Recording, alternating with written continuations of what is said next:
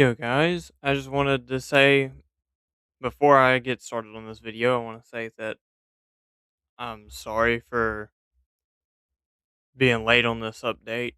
I've been really busy lately, starting a new job and birthdays and that type of stuff. Just busiest time of the season or year. Anyways, let's get right into the news. We have a lot to cover here.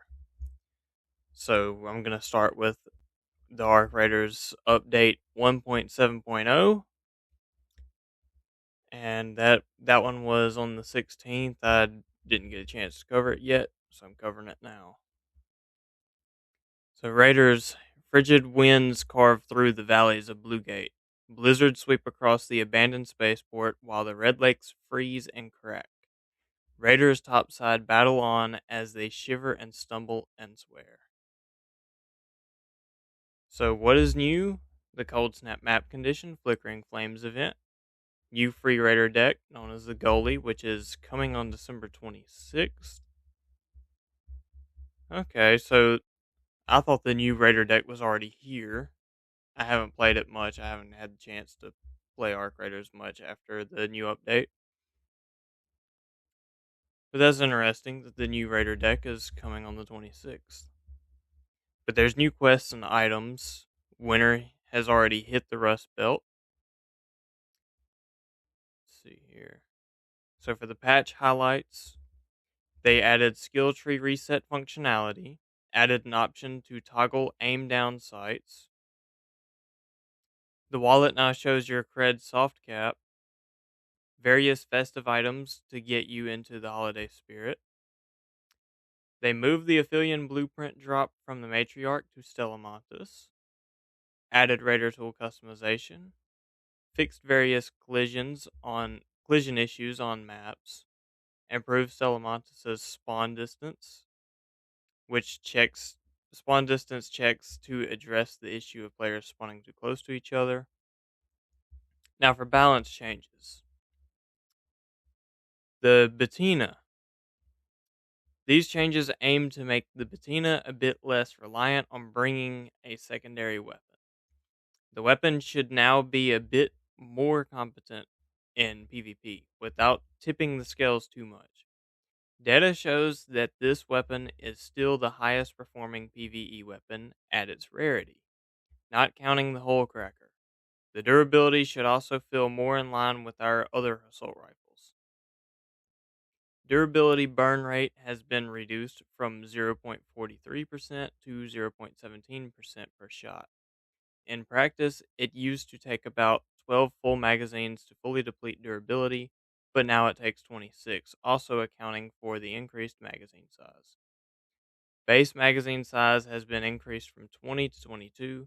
Base reload time has been reduced from 5 to 4.5.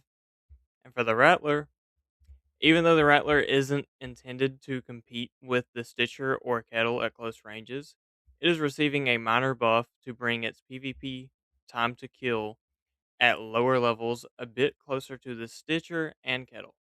The weapon should remain in its intended role as a more deliberate weapon where players are expected to dip in and out of cover, fire in controlled bursts, and manage their reloads. Base magazine size has been increased from 10 to 12. That's good to hear. I hated the 10 shots. I needed 2 extra bullets.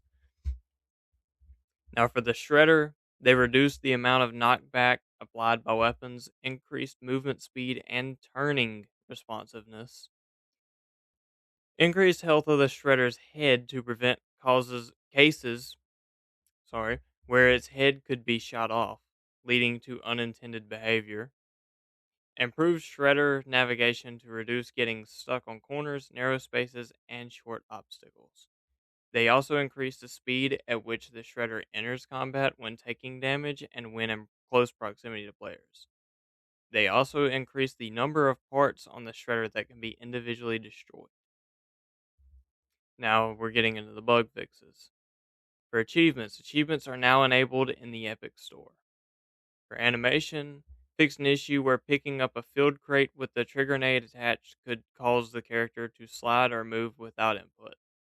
Fixed an issue where Combining snap hook with zip lines or ladders could store momentum and propel the player long distances. Fixed an issue where the running animation could appear incorrect after a small drop when over encumbered. Interactions now end correctly when performing a dodge roll. Interacting while holding items or deployables no longer causes arm twisting. Added more animations to character skins and equipment to make them more natural. Now, for the arc, they fixed an issue where deployables attached to enemies could cause them to launch or clip out of bounds when shot. Missiles no longer reverse course after passing a target and can correctly track targets at different elevations. For the Sentinel, they fixed a bug where the Sentinel laser did not reach the targeted player over greater distances. For the Surveyor, they disabled vaulting onto arc surveyors to prevent unintended launches when they are moving. Fixed an issue where bombardier projectiles could shoot through the matriarch's shield from the outside. Uh, this is really long. This is a long list of stuff. And for the audio, they fixed an issue where gas, stun, and impulse mines did not play their trigger sound or switch their light to yellow when triggered by being shot. Increased the number of simultaneous footstep sounds and increased their priority. Fixed an issue where footsteps and metal stairs became very quiet when walking slowly. They improved directional sound for arc enemies, added sounds for sending and receiving text chat messages in the main menu, removed the unsettling mom from Speranza Cantina ambient sound, tweaked the loudness of announcements in various main menu screens, number of small audio bug fixes and polish, and for maps, they fixed an issue with spawning logic, which would cause players who were reconnecting at the start of the session to spawn next to players who had just joined. Various collision geometry, VFX, and texture fixes that address gaps in terrain which made players fall through the map or walk inside geometry, stuck spots, camera clipping through walls, see-through geometry, floating objects, texture overlaps, etc. Fixed an issue with the slope of the raider hatch that was too steep for down raiders to crawl on top of it. Security lockers are now dynamically spawned across all maps instead of being statically placed. Fixed radar caches not spawning during prospecting probes in some cases. Fixed lootable containers and supply drops spawning inside terrain on the dam and Blue Gate, ensuring they are accessible. Fixed an issue where doors could appear closed for some players despite being open. Electromagnetic storm. Lightning strikes sometimes leave behind a valuable item. Increase the number of possible Great Mulane spawn locations across all maps. For Dam Battlegrounds, they moved the Matriarch spawn point to an area that better plays to her strengths. For Spaceport, they adjusted the locked room protection area in container storage on Spaceport to not affect players outside the room. And for Blue Gate, locked gate map conditions has been added. They added that back recently. I noticed that when that new update came out. They also adjusted map bounds near a ledge in Blue Gate to improve navigation and reduce abrupt out of bounds stops. Improved tree LODs in Blue Gate to reduce overly dark visuals at distance. Fix the issue where loot would spawn outside the locked room in the village. Added props and visual cues to the final camp in the quest a first foothold to make objective locations easier to find. For Stella Montes, they increased some items and blueprint spawn rates in Stella Montes. Some breachable containers on Stella Montes no longer drop rubber ducks when using a little extra skill. Adjusted window glass security in Stella Montes to improve visibility. I'm not even going to go over the miscellaneous. Skip over that. For the movement, fixed a traversal issue that blocked jumping and climbing in certain areas while crouched. Fixed an issue where climbing ladders over open gaps could cause automatic detachment. A slight stamina cost has been added for entering a slide. Acceleration has been reduced when doing a dodge roll from a slide. And then for the, let me see,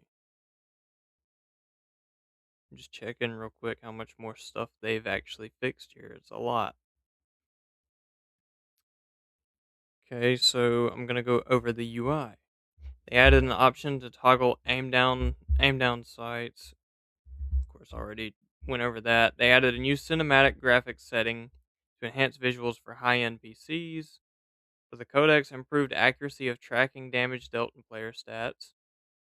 Field-crafted items now properly count toward player stats in the codex. Fixed missing sound in codex records. Added a codex section to rewatch previously seen videos. And for console, updated PS5 controller not map, PS5 controller button prompts with improved icons for options and share. They fixed a crash when using show profile from the player info on the Xbox. I'm not gonna go over the other stuff. I'm gonna skip through this now. All right, so there's basically the last couple of big fixes I'm seeing here is I'm gonna go over the known issues, and after I go over the social and the store. Players will no longer see error messages when canceling purchases in the store. Newly added store products now show a new indication for improved discoverability. And for social, they fixed an issue where Discord friends could appear with an incorrect status after switching to invisible and back to online. Their presence now refreshes correctly when they come back online. Added a party join icon to the social interface for clearer party invitations and joins. Fixed an issue where the social right click context menu could remain visible in the home tab after rapidly opening and closing it with a gamepad. It now closes correctly and no longer stacks. See if I can scroll all the way back to the. I'm gonna also put the links to all of these patch notes and everything in the description below to make it easier if anybody wants to see this for themselves. And for known issues, players with AMD Radeon RX 9060 XT will see a driver warning pop up at startup despite being on the latest version that fixes a GPU crash that occurred when loading into the Blue Gate map. If you have more items that fit in your stash, the value of the items that don't fit is not included in the final departure screen, but is included when calculating your rewards. Okay, that was a very, very long update. Uh, see here, they have a hot fix for the 18th. So it is an update 1.7.2 is going live now on all platforms. This is already live. So they increased the blueprint drop rates have slightly been lowered, but are still higher overall than before the 1.7.0 update. Hidden Bunker has been re-enabled, fixed an issue where spamming the interact input while having a bad connection would make players unable to perform the interact action.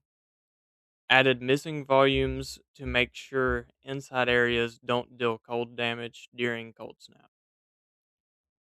Updated the driver warning for AMD GPUs, fixed an issue that caused the unexpected initiative quest to not spawn quest items, making it impossible to complete. There is one more here, Cold Snap tips and tricks from the devs. This one isn't that long. The Rust Belt is in the punishing grip of deep winter. Many raiders have already learned the hard way that the brutal cold batters the unprepared. But down in Speranza, This year's Festival of Light is in full swing, and candleberries are one of the most sought after commodities of the season. There are still plenty of raiders who are brave or foolish enough to risk journeying across the frigid topside in order to be the first to scavenge them and return with the prize loot in exchange for rewards. But how do you survive up there when it's not only the Ark or other raiders, but the very environment itself, which is out to take you down? Who better to ask for advice than the hardiest raiders we know, the dev team? So, for Adapt to Survive, the toughest raiders have learned that adaptation is key to survival. As well as stacking your backpack with bandages, paying close attention to the warning signs before the cold gets to you is essential, as well as noticing frost on your clothes and hearing your breathing become more intense as your core temperature lowers. There are other signs too. When you see your breath freezing in the air, that means you are getting colder. Of course, when you're running low on bandages and the nearest shelter is more than a quick sprint away, it's always good to have another trick in your backpack to beat the chill. Be on fire is the fastest way to warm up. Oh man, basically burning yourself alive. That's kind of messed up. Let nature lend a helping hand. If there's one thing a Rust Belt winter has plenty of, it's snow. But as well as being pretty to look at, it can also be fun to throw. If you haven't yet splatted your friend in the face, what are you waiting for? But when the arc has you cornered, snow can also give you a tactical advantage. Throwing snowballs on alarmed cars can create a noise distraction to divert the arc away from your location. Forge for fireworks. The Festival of Flickering Flames is Speranza's annual celebration of light, and raiders will notice that light related loot items, light bulbs, candle holders, etc., are more commonly found during Cold Snap. While firecrackers and fireworks can be found during any map condition, the firework box blueprint can only be found during the Cold Snap condition. Collecting candleberries. Candleberries are a rare treat in winter, and it's hardly a surprise when you see the quality loot they can trade for down in Speranza. But the chat in the tunnels is that they're tricky to find unless you know what you're looking for, that is. The candleberry bush is evergreen and bears bright red fruits. Even so, they are a somewhat solitary species, and that might mean needing to hunt around topside in order to collect enough to really impress those down below. But it's nothing good preparation can't fix. Sorry guys, can't speak for a second there. Time to embrace the cold, build up your stamina, skill points to further to to sprint further, and don't forget to stock up on those all essential bandages. The bushes can usually be found around smaller structures in addition to around rocky areas and other foliage. There's also a rumor going around that some who venture topside have been lucky enough to find a candleberry stash or two that an unlucky raider has left behind. So what are you waiting for, raider? There's an old saying from the before times: there's no such thing as bad weather, only bad clothes. So put on your warmest gear and get up there. That is all of the update news I have for today. Sorry that it took me a couple days to come up with all this. I've been really busy, like I said, and I am going to make the videos for next week. I'm going to start making those either really late tonight or sometime during the day tomorrow. And if you guys want to see more Arc Raiders content, then please consider subscribing as there is more to come. And if you guys also like this video or like the type of news I am providing for you, then please hit that like button. It helps me out a lot. And I will see you guys in the next one. Peace.